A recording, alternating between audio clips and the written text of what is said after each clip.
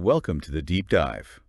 Today we're exploring, well, an almost unbelievable story. It's one of those moments from your source material that just sounds, well, like fiction, doesn't it? It really does. Okay, so imagine this. Yeah. A young boy, Francisco Candido Xavier, in a school essay competition. Suddenly, he claims there's an invisible man right there, actually dictating the words to him. His teacher, Mrs. Rosalia, she kind of dismisses it, tells him, focus on your own thoughts. But then the essay wins an honorable mention. Incredible. So what if he wasn't just imagining things? What if that invisible guide was actually real? It's an absolutely fascinating way to start, and it perfectly sets the stage for what we want to do today. Our mission here is to really pull out the key insights, the knowledge nuggets from your sources on Chico Xavier. Right. He was this renowned Brazilian medium, philanthropist too, and his impact on Spiritism was just profound. It reshaped the spiritual landscape there. Yeah. So we're going to look into some, well, pretty surprising connections between his spiritual insights and modern psychology, and see how these ideas offer maybe a unique lens on self-improvement, suffering, and the nature of reality itself. And we're talking about a man who, despite, being born poor, mixed race, with only a fourth grade education, became this hugely important social figure in 20th century Brazil. It's quite the story. Absolutely. For this deep dive, our sources are pretty varied. We've got detailed biographical accounts of Chico, in-depth analyses of Spiritist Doctrine, some really fascinating comparisons between Spiritist psychic models and Freudian psychoanalysis. Yeah, that part's particularly interesting. And even direct messages attributed to spiritual entities that came through Chico himself.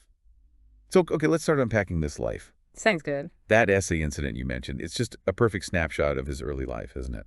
He tells Mrs. Rosalia the invisible man dictated the opening line. Something like, Brazil can be compared to the most precious diamond set in the Portuguese crown. Right. Quite poetic for a schoolboy. Exactly. And Mrs. Rosalia, surprised but kind, just tells him to concentrate. Yeah. But when it wins, Chico's actually annoyed. He insists, it wasn't my work. He wouldn't take credit. No. Yeah. And it wasn't a one-off either. Later, a classmate suggests sand as an essay topic. Seems pretty mundane, right? Yeah, sand. Okay. But Chico, again seeing this invisible man, goes to the blackboard and just starts writing about it, apparently much to the class's amusement. What stands out there is just how early these, well, mediumistic perceptions showed up and how consistent they were. Yeah. But Chico Xavier's life was so much more than just these extraordinary moments. It was really a profound testament to service and, well, radical humility. He psychographed, that's the term, meaning he wrote through spiritual dictation something like over 400, maybe even 500 books. 500? Yeah. And all the proceeds, every cent, went straight to charity. Consistently. Amazing. He always saw himself in an insignificant role, just a conduit before the spirits, his mission, and Jesus Christ. And his daily life. Yeah. You read about it, and it sounds just incredibly demanding. Oh, absolutely. He's balancing public service work, caring for his family, helping countless people who sought him out, and then all his mediumistic activities, often on just 3 or 4 hours of sleep. Imagine sustaining that, the sheer dedication. It's immense. And even more striking, maybe, is how he handled challenges. He faced attacks from critics, abandonment by people close to him, by bribery attempts, slander from associates, the media, various illnesses. A whole list? Yeah. And yet, the sources really emphasize this. He never retaliated, never criticized his attackers. That level of stoicism, that inner peace, it's profound, isn't it? It really is. And this brings us to a really crucial concept. His life seemed to exemplify the numinous. Numinous, okay. The sources describe it not just as like a feeling or a mental state, but as a dimension with its own unique reality, distinct from our everyday psychological ideas. So like another layer of existence. Kind of, yeah. Think of it like that. Something that deeply influences us, even if we don't always perceive it directly. Okay, and here's where it gets really unexpected, I think. There's this striking anecdote in the sources.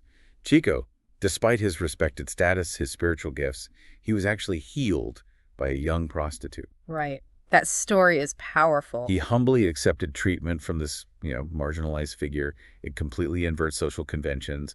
The source puts it bluntly, the saint was cured by the sinner. Yeah. And if you connect that to the bigger picture, it really mirrors some Christian allegories, doesn't it? Like Jesus and his interactions with sinners, people like Mary Magdalene. Right. The narrative seems to suggest that pure feeling and humility can transcend those conventional boundaries. It elevates someone marginalized into a divine instrument. It's a powerful message about grace showing up where you least expect it. In Chico's trances, they often seem to position him as this direct portal to the Numinous. The sources talk about a profusion of signs coming from another world. Lights, healings, writings, even specific scents. Wow. All accompanied by this palpable sense of profound love. And even when he encountered, well, what the sources call nefarious beings and influences linked to sex or demonic or animalistic things, he still showed no retaliation. He had this deep belief that even they would eventually reach the light. That unwavering compassion is just remarkable, truly. So Chico's life clearly showed this direct personal experience of the Numinous. Yeah. But how does that fit into a broader system of thought? What exactly is Spiritism? How does it explain these unseen realities? Okay, good question. So Spiritism, as defined by its founder, Allan Kardec, is fundamentally about the relations of the material world with the spirits or beings of the invisible world. Yeah. Simple enough, right? What? But a core principle, and one that really connects with psychology, is reincarnation. It's described as the return of the spirit to corporeal life. Right, the plurality of existences. Exactly. And this idea implies that all our past moral and intellectual stuff, all those contents, are stored somewhere deep in the unconscious. Okay, stored away. And the written word holds huge power in Spiritism. Books, writing, they're seen as the primary means of connection between the spiritual planes and us here on Earth. So, like a bridge. Pretty much. Allan Kardec himself said writing allowed for permanent and regular relationships with the spirits. It's how the insights get transmitted and, importantly, preserved. Right. Yeah. In Brazil, this mission of the book was seen as vital. The books were considered like missionaries, carrying the spiritual word right into people's homes. It's a powerful image. Isn't it? And they saw it as essential not just for preserving the purity of the doctrine, but also for Spiritism's constant evolution. It needed many and always new books to add to Kardec's basic works, bringing in new experiences, new facts, and testimonies. This brings up a really interesting contrast, though. Allan Kardec, he came from this illustrious, very cultured background, right? Yeah. Disciple of Pestalozzi, polyglot, scientific, logical. Very academic, yes. Yeah. Focused on logic, consensus. His audience was thinkers, researchers. But Chico Xavier, poor family, mixed race, fourth grade education, totally different. Yet he becomes this central figure. How did their backgrounds shape their approaches? That's a great point. It's really intriguing how Chico's work and his incredibly diverse audience, desperate mothers, skeptics, the poor, led to a very different communication style than Kardec's. How so? Well, his messages often had this strong iconicity. They came through novels, short stories, poems, interviews, especially powerful storytelling. Storytelling. More accessible, maybe. Exactly. It fostered what the sources call effective social connection, or commons, a deep sense of shared community, understanding. It made the doctrine relatable to a much, much broader population than Kardec initially reached. But it wasn't instantly accepted by everyone, was it? I read that people initially felt a kind of strangeness towards André Luiz's books, the ones Chico psychographed. That's right, especially because of their very material and concrete descriptions of the spiritual world. It wasn't abstract. It was described almost like a place. Which would naturally lead to doubts, I suppose. Is this real? Absolutely. And this raised a big question of validation for the Brazilian Spiritist Federation, the FEB. They had to figure out how to handle this. So what do they do? Well, they worked to validate these works. They tried linking them to established Anglo-Saxon Spiritist literature. They emphasized Chico's, extraordinary mediumship, the guidance of his spiritual mentor, Emmanuel. Emmanuel, right. And crucially, they made sure the content didn't contradict Kardec's core principles. It was a careful balancing act, really. And it sounds like it wasn't always smooth sailing. There was confusion, even editorial disputes with false prophets challenging FEB's authority. Oh, yes, there were challenges. A key example was the legal mess around the Humberto de Campos copyright case. What happened there? Well, Campos was a deceased author, and Chico psychographed books attributed to him. Campos's widow then claimed copyright royalties for these spirit-dictated books. Wow. That raises huge questions. Exactly. Profound questions about mediumistic authorship and originality. It blurred lines in a way that, frankly, modern law just wasn't equipped to handle. Yeah, I can imagine. Now let's shift gears a bit to that unexpected convergence our sources highlight. Oh, The surprising common ground between Spiritism and Freudian psychoanalysis. right. This is fascinating stuff. The argument is that both are looking for hidden causes of our problems, our disorders. Psychoanalysis looks in the repressed unconscious. While Spiritism looks at unresolved spiritual issues, sometimes, even from past lives. So is there like a spiritual equivalent to what Freud was mapping out in the psyche? Well, what's really interesting is that both are seen not just as natural sciences, but as human or maybe even spiritual sciences. And Freud himself, remember, saw the discovery of the unconscious as humanity's third narcissistic wound. First Copernicus taking Earth out of the center, then Darwin linking us to evolution. And then Freud revealing we're not even masters in our own house, mentally speaking. Precisely.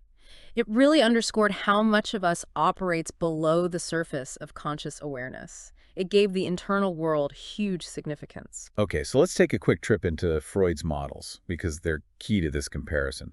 He gave us two main ways to map the mind, right? The first one, the topographical model, like an iceberg. Yeah, the iceberg analogy works well. The deep hidden part is the unconscious. That's where all the repressed stuff is: memories, instincts, drives, the things pushing us around without us realizing it. And it's not physical things, but powerful mental representations. Right, the deep, dark waters. Then just below the surface, you have the preconscious. Okay. That's the part of the iceberg you can sort of see. Contents there are accessible. You can bring them into awareness if you try, like recalling a memory. Makes sense. And then the very tip, the tiny part above the water, is the conscious. Exactly. Only a small fraction of the mind. It's what you're aware of right now, your perceptions, attention, reasoning, how you deal with the outside world, and your inner feelings. Got it. Now, Freud's second model, the structural one, gives us these three interacting parts, like characters in your mind almost. Yeah, that's a good way to put it. First, you have the id. The inner toddler. Huh. Yeah, pretty much. It's the deepest part, totally chaotic, irrational impulses. Runs purely on the pleasure principle, wants what it wants now. Doesn't care about reality or morals. Then there's the superego, the inner parent maybe, the moral voice. Exactly. That's the moral regulation part. It's internalized all those social rules, cultural demands, limitations, prohibitions, authority. It's always pushing for moral perfection, handing out guilt if you step out of line. That's stressful. It can be. And mediating between these two intense forces is the ego. The tired babysitter trying to keep the peace. That's a perfect analogy. The ego is the regulator, guided by the reality principle. It tries to find a balance between the id's crazy desires and the superego's impossible demands. Its main job is to prevent overwhelming psychic pain by finding realistic solutions. Okay, so that's Freud's map. How does Spiritism bridge this? You mentioned Calderaro and André Luiz, spirits channeled by Chico. Yes. Calderaro, a spirit who was apparently a psychiatrist in life, and André Luiz, a former public health doctor. Their work through Chico offers this spiritual perspective. Calderaro uses this wonderful analogy, the human brain as a three-story castle. A castle, I like that. Okay, tell me more. So the first floor, maybe the basement, is the subconscious. This is where your automatic impulses live. It's a living summary of services performed, the realm of habit and automatism. So like muscle memory, but for the soul. Kind of, yeah. Crucially, it represents the past, not just this life, but all past reincarnations. It's the archive of all your experiences. Wow, okay. The basement holds the history. What's on the second floor? The second floor, the main living area, is the conscious. This is where your current achievements are, where noble qualities are built. It represents the present, your current life, your current reincarnation. This is where effort and will reside. So where we actively make choices and live day to day. Exactly. And finally, the third floor, maybe the attic, is the superconscious. Superconscious, okay. This holds higher notions, hints of the eminences of the future, maybe future reincarnations. It's where the divine seeds of perfection are held, latent, waiting to blossom, your highest potential. That's a really beautiful model. Subconscious past, conscious present, superconscious future potential. It is, isn't it? And what's really compelling is that the sources argue this spiritual model has great adherence to Freud's ideas. It's almost like a synthesis. So they both point to the deep unconscious or subconscious as key to understanding our psychological issues. Absolutely. Whether you call it the unconscious or the subconscious, both frameworks see it as central for understanding psychic pathologies. The source even states quite forcefully, this is not religion, it is science. It is not an abstraction. It is observation and verification of facts that are in the laws of nature. That's a bold claim. It is. But the core insight seems to be that whether you approach it psychologically or spiritually, that deep hidden part of us holds the keys to both our past and our present struggles. It really feels like the place where science and spirit might actually meet. Okay, so beyond these fascinating mental models, what about practical stuff? What insights do these spiritual laws offer for just daily life? Well, one big theme is suffering as a teacher. The sources suggest that cruel trials and initiations aren't punishments. They're pedagogical resources, tools for renewal, for strengthening the soul. They teach humility and discipline. Like Chico's mother telling him to get stronger when he faced aggression, preparing him. Exactly. It's reframing difficulty. And that ties directly into discipline. Remember Emmanuel's 3 conditions for Chico. Discipline, discipline, discipline. Right. This constant self-vigilance, this effort, it allows for more coherence between ego and self. It helps align who you are inside with how you act. It makes the person a clearer sign of the numinous. It's a powerful idea for personal growth, isn't it? It really is, aligning inner and outer. And it extends to how we treat others. There's this concept of descend, elevating. Okay, elevating. What does that mean? It means helping those who are maybe ignorant or weak or struggling with vices, but doing it without judgment. As the source says, to correct is to teach, and to teach is to repeat the lesson with kindness and understanding. So patience and compassion, not condemnation. Precisely. And the same applies internally to conquering our own flaws. Pride is called an invisible executioner. Ouch. Yeah. But the practice of work serving, actively helping others, acts as an antidote to idleness and negativity. It can transform things like sarcasm into recognition or pain into usefulness. Our actions ripple inward. And the power of words, the tongue, it's emphasized too. Hugely. It's called a tiny blade that can forge wars or praise and instruct. The call is to govern it as a rudder of peace and love. Conscious speech. Choosing our words carefully, recognizing their impact. Exactly. And reincarnation weaves through all of this. It's often seen as a purging crucible, a chance to reconnect with people we've harmed, to pay old debts. But also a chance for a fresh start. Yes, also a process of renaissance, a chance to fix past mistakes and grow new virtues.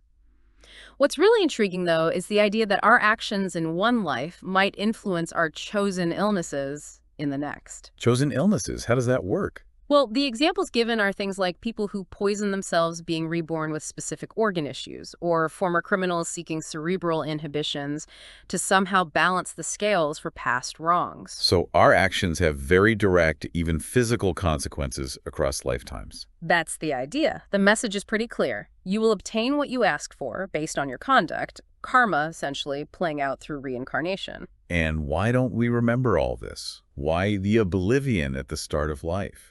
The purpose of forgetting. The sources explain it as an induced sleep during the first 7 years. It numbs those past memories, so the mind can be freed for new conquests instead of being crushed by the weight of everything that came before. That makes a strange kind of sense. If we remembered everything, could we even function? Could we move forward? It makes you wonder, doesn't it? And the sources are also quite stark about the dangers of materialism. How so? It's described almost like a disease, a neoplasm of the mind, a destructive growth in our thinking. It leads to violence and cruelty, inhumanity and pride because it voluntarily isolates the reason for its divine origin. It cuts us off from something deeper. And history backs this up, right? The examples of powerful rulers. Exactly. Charles V, Elizabeth I, Napoleon.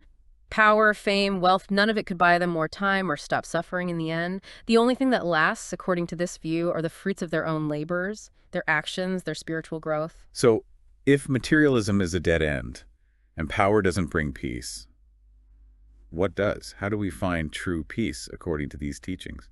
Well, the sources acknowledge that politics, science, industry, they've solved old problems like famine and disease, but war, that thousand-faced monster born from selfishness, that, they argue, will only disappear when the gospel of Jesus illuminates the human heart.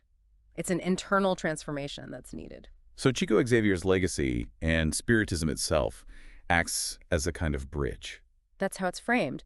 Spiritism is like a transit sign, helping people navigate between modern argumentative rationality and the experience of the numinous. It lets the seeker find truth between the logic of the laboratory and the experience of the temple.